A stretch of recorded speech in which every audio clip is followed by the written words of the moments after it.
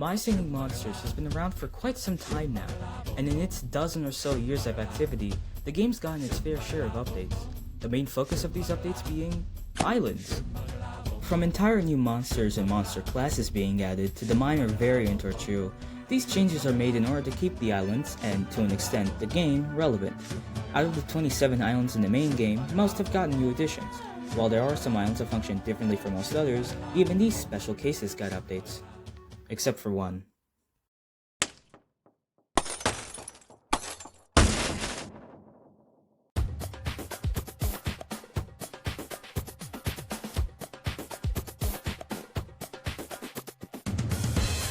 On August 6, 2015, My Singing Monsters updated to version 1.3.5, introducing a brand new island, Tribal Island. It also added Kana, the single element monster of fire, though not as concrete of a monster as now, as well as the tribe gimmick. To put it shortly, you and a group of friends could form a tribe, where each person could join as one of the 30 natural monsters, excluding Mimic, feeding your monsters to increase your tribe level for star power and diamond rewards. Now, having existed for 10 years now, you'd think at least some improvements would be made, right?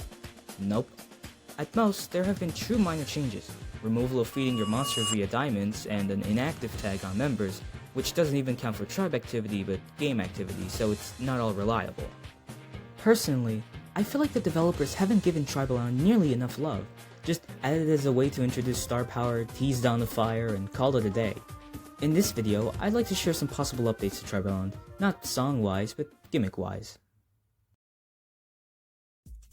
A good addition would be a tribe chat feature, where you could communicate with other tribe members in-game rather than needing to rely on outside chatting platforms such as Discord. It could serve as a good way to remind members to feed and potentially make other tribe-related announcements. Obviously, given My Singing Monsters is meant to be a game for all ages, there would need to be a chat filter in order to prevent people from sending inappropriate messages, like how Composer Island has the same filter for its song names.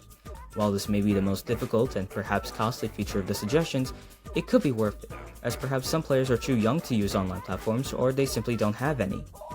Given Tribal Island is really the only source of consistently obtaining star power, and how star power has been more in demand recently given rare monsters, not just from Fire expansion but mainly in general, and also just a way to incentivize more players into being more active in their tribes, adding more tribal rewards can help improve that.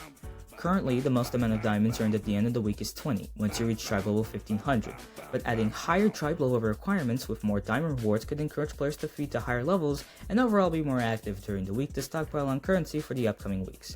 Another thing to note is, there have been a lot more sharp reducing islands added ever since Tribal's release, making the island easier over time as players start more sharp farms and therefore require less effort to feed to a required level, as a short income vastly outweighs the loss by feeding weekly. To compensate for the added tribe rewards, however, adding more tribe spots will also help in reaching these more difficult milestones. The current number of spots is 30, just enough for one of each monster, allowing for a full song but leaving no room for duplicates in hopes of a theme, like say spamming a bunch of octopi on your island. If you do wish to prioritize these themes though, you lose out on certain monster tracks as there won't be any spots left for them. Not to mention, in order to reach tribe level 1500 with a full tribe of 30 members, each member will need to feed to a minimum of 50 levels, so higher tribe levels would make the journey even more costly in addition to this being repeated weekly. By having more people allowed to join your tribe, it becomes less expensive for everyone, requiring less resources per week, saving more in the long run. A common inconvenience that most players have when feeding on Tribal Island, especially those who feed to higher levels, is that you need to constantly click on one single button to reach your desired level. While you could use an auto-clicker or some other action-assisting program, there is always the possibility that it's up for a little bit too long, wasting a lot of currency extremely quickly. By adding the option to feed to, players only need to click the button once, set the level they want to reach, and spend the necessary currency on it, removing the constant struggle. I'd like to rapid fire some more ideas that aren't too detailed, as I think they're simple enough where extra information isn't really necessary. Like most islands, Tribal Island could also benefit of a book of monsters where, instead of stats and costumes, it has a special menu showing which members are currently in the tribe with that monster and their respective level, perhaps even bringing you to the monster by typing on their name.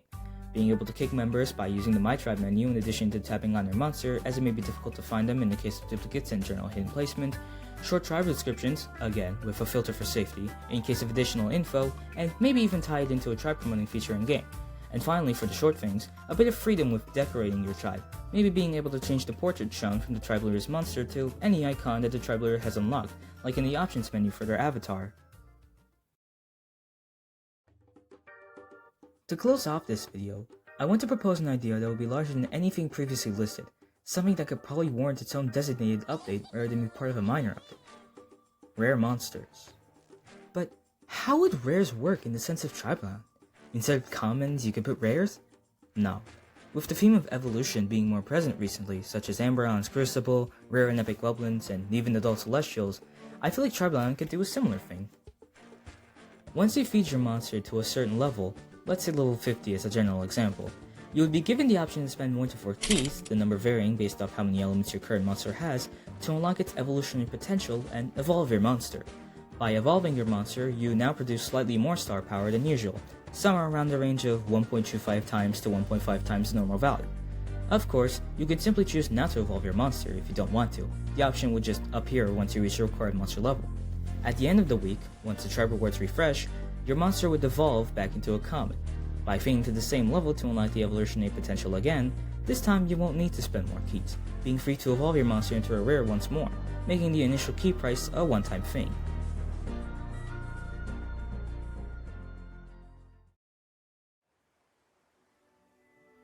That's really all I have to say about potential updates to Tribeland. I've wanted to talk about this for a while now, and since Tribeland's 7th anniversary is today, it felt like a good moment to bring attention to what could be considered a forgotten island. I really hope that even if none of my suggestions go through, the developers of My Sea Monsters will need to make some changes to the tribe gimmick and freshen it up. Is it likely? Will we have to wait another decade? Who knows what the handlers are really up to now, but maybe they'll focus on Tribeland soon. We just have to wait.